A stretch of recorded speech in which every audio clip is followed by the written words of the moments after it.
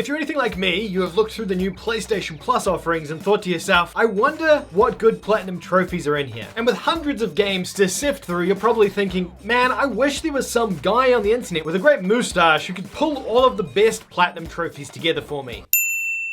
So today we're going to be looking at 10 awesome trophy hunting games for beginner trophy hunters available for free on PlayStation Plus Extra. There's some absolutely awesome games on this list. I think you're going to be surprised about a couple of them. If you don't know what PlayStation Plus Extra is, it's the new extra tier of PlayStation Plus. You can subscribe and basically you get a library of a couple of hundred games which kind of change and rotate every month for free, or at least the cost of your subscription. You can play them for as long as you like, as long as they're available on the service. Very similar to Xbox Game Pass. Anyway, forget about all of that. Let's have a look at some of these fantastic games and their platinum trophies. First up, we have my favorite beginner platinum trophy of all time. I think this is a must-have trophy, and I recommend people go for this one as their first platinum trophy all the time.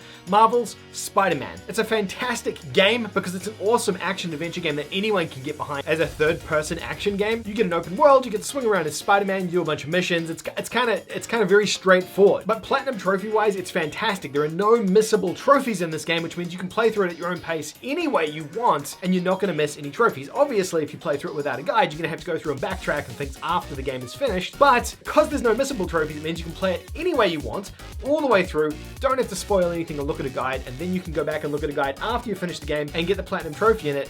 It's a fantastic trophy hunting game. It's absolutely trophy hunting 101, in my personal opinion. If you haven't got this one, go and get it right now and get it out of the way because it's a brilliant game and a brilliant platinum trophy as well. One that a few of you have probably missed is Concrete Genie. Now, it has been free on PlayStation Plus previously. However, I think a lot of you would have slept on it because it looked a little bit weird. It's a third-person action-adventure game where you play as a young boy who's essentially getting bullied. The first whole half of the game is action platforming, like a mascot platformer, and the second half of the game introduces these drawing mechanics where you're drawing on the wall and you're creating different creations and you bring them to life in this 2D pane on the wall. It kind of combines two really neat genres around creation and color, and then mascot platforming and action, I would say, as well. It's an incredibly straightforward platinum trophy. I would say it's a 1 or a 2 out of 10 in terms of difficulty. It's not going to take you any more than 8 hours to complete. There's some really good guides on this one online as well, so you can use a guide to kind of guide your way through it. But it's a fantastic game that I think a lot of people would have slept on. It is published by Sony as a second-party game, so in terms of quality, it's actually pretty damn high for what it actually is. Another second-party exclusive of Sony's is Detroit: Become Human. Another really straightforward platinum trophy. You kind of just have to do everything. Detroit is a narrative-driven story game, so you play through the narrative adventure, essentially. You kind of control the characters and you move them around through this futuristic, robotic, cybertronic world. The coolest part is that your characters can live and die depending on what choices you make. So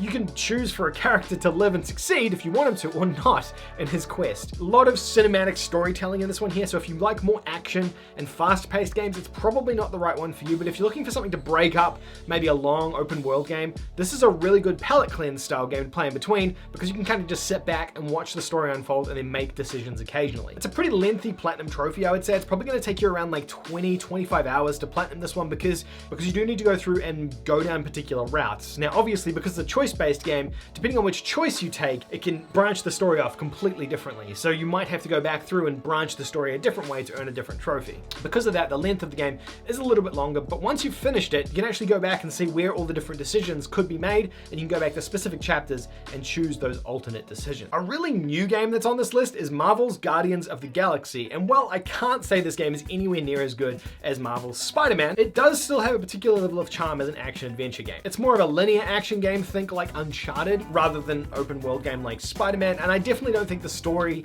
the characters, or the gameplay are as strong as Spider-Man. That's not necessarily a knock at the game. I think it's a perfectly fine action game for what it is. It's just not the highs of what we'd expect from Marvel. It's a really straightforward platinum trophy with some collectibles, a little bit of backtracking, and then mostly narrative and story stuff. Because it's pretty linear, there are some open areas in the game, but it's mostly a linear game. It's a very straightforward game. Probably won't take you more than 20 or 30 hours to complete, and I would say it's about a 2 or a 3 out of 10 in terms of difficulty. An oldie but a goodie, Horizon Zero Dawn. This is when Sony started really transitioning to make their games more accessible for new trophy hunters. This was like the first of those games that did that. There is one missable trophy in this game towards the very end of the game, but otherwise the entire game can be played without missing anything, which is really, really great. The game is a long open world adventure game. If you enjoy Sony's narrative storytelling style games, it's a great one. It's a must-have. A lot of you probably picked this up when it was free as part of PlayStation's stay-at-home agenda, which happened in 2021, I believe. I mean, it's free again now, kind of, if you have PS Plus Extra, but it's just a really, really solid open world action adventure game. It's set in this post-apocalyptic world. So rather than going future, they went back to primal again, except there's robot dinosaurs and robot animals that you have to kill as well. I think everyone probably knows what this is at this point, but it's a pretty straightforward play. It's probably going to take you around 50 or 60 hours to platinum it because it is an open world, but it's still about a 2 or a 3 out of 10 in terms of difficulty. I was kind of surprised to see this one because I don't think it's been free at all for us as PlayStation users, but Far Cry 4, it's not the newest Far Cry game, I know that, but I don't think it has been available on PlayStation Plus or as a freebie for us yet. So it's kind of a cool addition to get this one for free. The game itself is pretty straightforward. It is an open world Ubisoft game. You know what that means? You've got to collect a lot of stuff and do a lot of side missions. It's a collectathon Ubisoft open world game. But Far Cry is a really cool first-person action game where you can kind of tackle things any way you want. Even though it is a collectathon style game, it's probably only going to take you about 30 hours to platinum this one. It's probably only about a 2 or 3 out of 10. Again, probably about a 3 out of 10 in terms of difficulty. And this is really cool. Look, it's not my favorite Far Cry game out of all of them in the series, but they're all set in really weird environments with a really, really iconic bad guy. It's a really neat entry into the franchise. If you haven't played it, it's great. It's worth picking up, and it's a really straightforward platinum for new trophy hunters as well. Uncharted: The Lost Legacy. This is the spin-off Uncharted game that happens after Uncharted 4. So if you've played all of the previous Uncharted games and you haven't played this one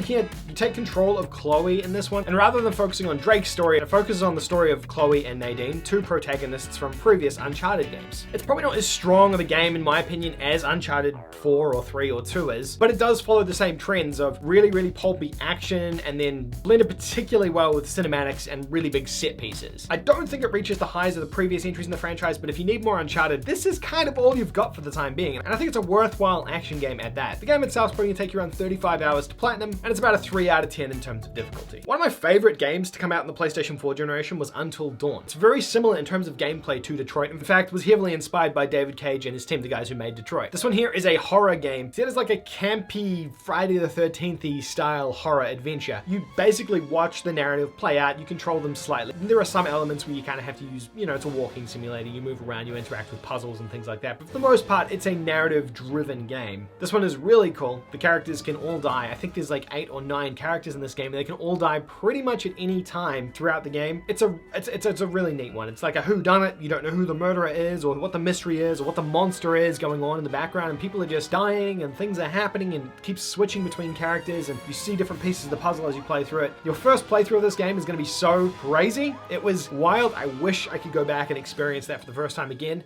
because it's just so wacky. I would encourage you to play through it without a guide the first time, because it's just so much fun. If you don't like horror games, it is creepy, but if you play it with like the brightness all the way up and the sound kind of down with subtitles on it, you'll probably be okay. You won't hit these horror cues and things like that. Great game here though. It's probably going to take you around 20 or 30 hours because there are a lot of branching scenarios in this one to platinum this one, but a really straightforward game, 2 out of 10. Very hard to not platinum it because basically just watching a story play out on the screen. I'm so glad this game has become free. Ghost of Tsushima, one of the best games that's come out during the pandemic. In fact, I think the best game that's come out of Sony in the past like 3 or 4 years. Ghost of Tsushima was the underdog of 2020. People weren't expecting it to be as good as it was. Made by Sucker Punch, the guys who worked on Infamous and Sly. You take on the role of Jin in a feudal Japan. It's kind of a weird setting to get your head around, but you're a samurai in this massive open world, and it's an open world action adventure game. The great thing about this is very similar to SpiderMan. It's a fantastic beginner trophy hunter game because there are no missable trophies. You play through the whole game any which way you want to, and you can go back through afterwards using a guide to get collectibles. You can do side quests, things like that. But there's nothing missable, which means you don't need to look at a guide, boil the game, look at anything about the game before you play. You can just enjoy the game. If you were like me and you looked at this one initially and thought, it's not probably my cup of tea, take a second look. It is an absolutely fantastic action adventure game, and I think it's kind of peak PlayStation 4. It's kind of the max and the best that the PlayStation 4 will ever be in terms of how it looks and just in terms of how the story unfolds and how it plays out. It's a really massive world, this one, so it's probably going to take you around 50 or so hours to platinum, but it's a very straightforward 3 out of 10 difficulty. The last one I want to call out here is Infamous Second Son. This is a really old game and it's made by Sucker Punch as well, so let's continue that trend. Infamous Second Son sees you playing as a superhero or a supervillain, depending on how you want to play the game. Really, really straightforward plat here as well. It requires 2 playthroughs of the game, one on normal and one on hard difficulty, and one playing as a good guy, one playing as a bad guy. That's really all there is to it. You got to do a bunch of collectibles, a bunch of side quests. The weird thing about this game, and the cool thing at the same time, is it's a really small open world, which means that in terms of value for money, it's probably not there, but because it was the first gen or like one of the first PS4 games ever to launch, actually like really straightforward and simple to finish, probably around 10 to 15 hours to platinum this game, maybe even less than that, and around a 2 out of 10 difficulty. Obviously you got to play through the game twice, but once you've got all your powers after the first playthrough, playing through it second time on hard, well, the hardest difficulty is an absolute breeze, and you'll be able to breeze your way through it. Infamous Second Son, great game despite being like, what, almost 8 or 9 years old at this point? A really, really solid experience. But there you go, 10 games that any brand new trophy hunters should check out, available right now on the new PlayStation Plus Extra. Let me know what you guys think. If you want to see more of these, let me know in the comments down below. Leave a like. I'll see you in the next one. Bye.